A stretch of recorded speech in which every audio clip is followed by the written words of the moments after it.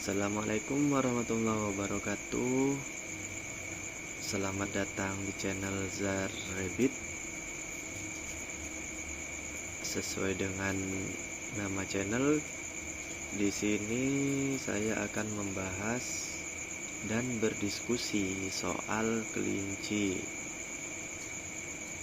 Malam ini sesuai tema kita akan memberikan tips-tips ya teman-teman, tips-tips gimana caranya kita memulai usaha ternak kelinci dari nol sampai dengan panen anakan. Oke, langsung aja. Yang pertama-tama udah pasti jelas lah, kita harus punya niat beternak kelinci, niat mengerumat kelinci, niat merawat kelinci. Itu yang paling penting. Terus kalau udah punya niat, kita harus tahu karakter kelinci, kita harus tahu jenis kelinci, kita harus tahu kita mau pelihara kelinci apa gitu. Ya, di depan kita sekarang nih anakan kelinci lokal ya, walaupun bulunya agak lebat-lebat dikit tuh silangan, tapi tetap namanya lokal. Oke, kalau kita udah tahu niat kita mau pelihara kelinci jenis apa,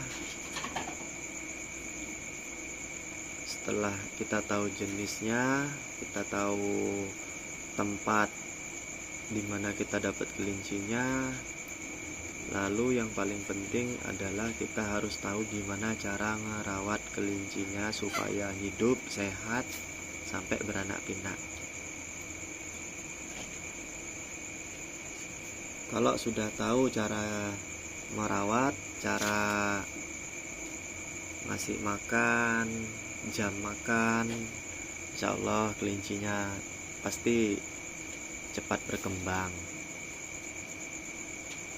Terus juga teman-teman tuh harus tahu cara mengobati kelinci kalau lagi sakit, kalau lagi gudik. Itu yang paling rawan kelinci tuh biasanya kelinci untuk pemula. Biasanya tuh kelinci sering mengalami yang namanya gudik atau skebis. Itu biasanya dari salah pola pakan. Yang terbayang dari teman-teman pasti kalau mau melihara kelinci adalah yang dipikir pasti makan. Pasti makan kelinci identik dengan wortel, kentang, kubis-kubisan. Itu malah bahaya karena terlalu banyak mengandung air. Ya bolehlah kalau seminggu sekali boleh kasih makan wortel, boleh. Tapi kalau kubis sama selain wortel nggak disaranin lah. Kalau di saya, pengalaman saya sih gitu. Itu tips-tipsnya. Terus kalau sudah tahu cara merawat kelinci, terus tahu cara ngobatin kelincinya, langkah selanjutnya teman-teman harus tahu cara membedakan kelinci perempuan dan kelinci laki-laki. Itu bisa dilihat dari kelaminnya ya teman-teman. Bisa share-share juga nanti, searching. Pertama di foto-foto dulu lah. Nanti kalau kurang jelas, di video selanjutnya akan saya bahas soal membedakan jenis kelamin kelinci. Setelah tahu jenis kelamin, teman-teman tuh kalau niat mau ternak itu harus beli bibit usia minimal tuh 5 bulan. Karena kalau usia di bawah 5 bulan tuh teman-teman harus ngerawat dulu, nunggu dia usia 5 bulan, nunggu usia siap kawin. Itu untuk jenis lokal. Kalau untuk jenis Rex, jenis hias yang lain, kemungkinan saya belum paham, makanya kita diskusi di sini. Kalau jenis rek kayaknya lebih lama deh. Soalnya pengalaman saya pernah punya Rex usia 7 bulan, sempet ada yang belum mau kawin. Kalau usia lokal kayak gini 5 bulanan, 6 bulan udah bisa kawin, udah mulai birahi. Rata-rata yang usia yang lebih cepat birahi itu yang jenis kelamin jantan ya teman-teman. Karena jenis kelamin betina itu biasanya lebih lambat 1 bulan dari jantan untuk fase birahinya.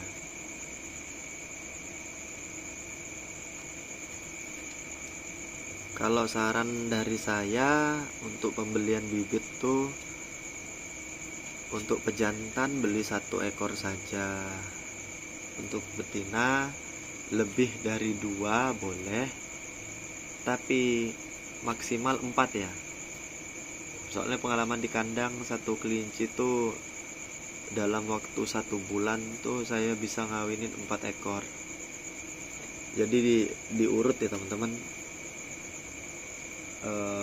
Jadi seminggu sekali atau 5 hari sekali gitu ya. Jadi diatur. Itu nanti akan kita bahas di video selanjutnya. Oke, setelah pemilihan bibit, teman-teman tuh harus nyiapin kandang ya. Sebelum pembelian bibit tuh teman-teman harus nyiapin kandang dulu. Ya kalau nggak bisa nyiapin kandang, beli kandang kayak yang di depan saya ini juga bisa. Umur 5 bulan masih bisa kok di dalam kandang seperti ini, tapi dipisah ya. Nanti kalau usia 5 bulan itu usahakan dipisah.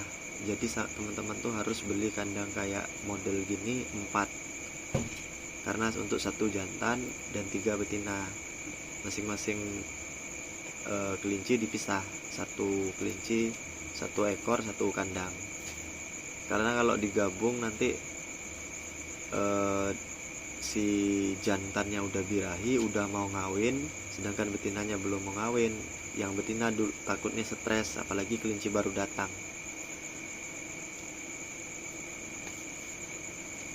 Setelah penyiapan kandang, teman-teman harus nyiapin yang namanya pakan.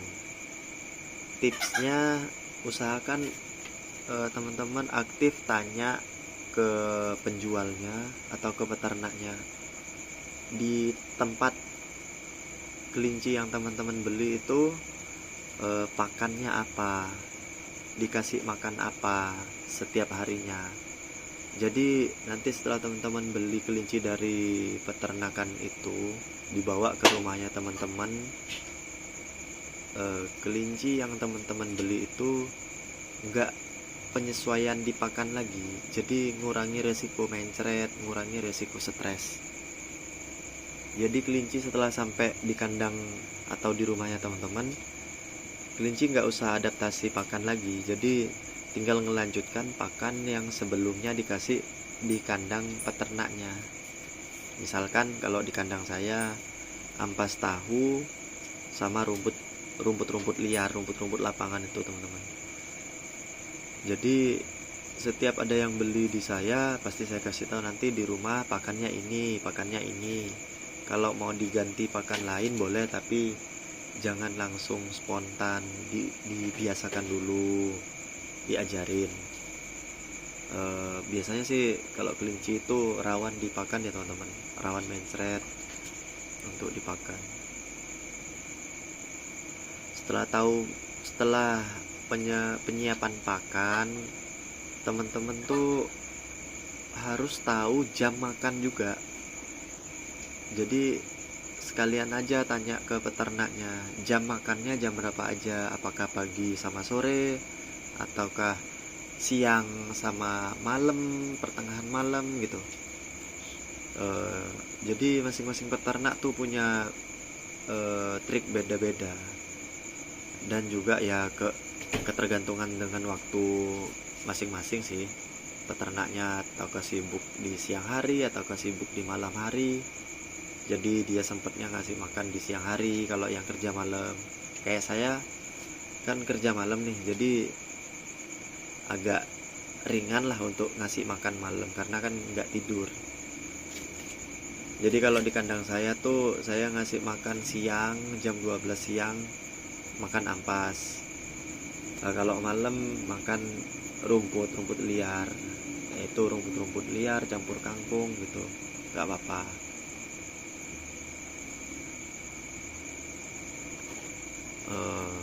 Atau teman-teman ada yang mau ditanyakan, bisa ditanyakan lewat komen-komen ya. Nanti bakal saya bikinkan video sesuai dengan yang teman-teman tanyakan. Untuk next video mungkin saya akan ngebahas tentang jenis kelamin kelincinya ya teman-teman, karena mengurangi waktu, tidak lama-lama ya. Maaf, ini rekaman apa adanya, kita sharing ilmu, berbagi ilmu. Kalau saya ada yang kurang, teman-teman bantu koreksi. Mana tahu ilmu yang saya berikan ini ada manfaat atau ada improve dari teman-teman yang lain, juga bisa di komen-komen ya, kita biar saling melengkapi. Untuk peternak baru atau peternak yang udah suhu-suhu, silakan komen-komen. Assalamualaikum.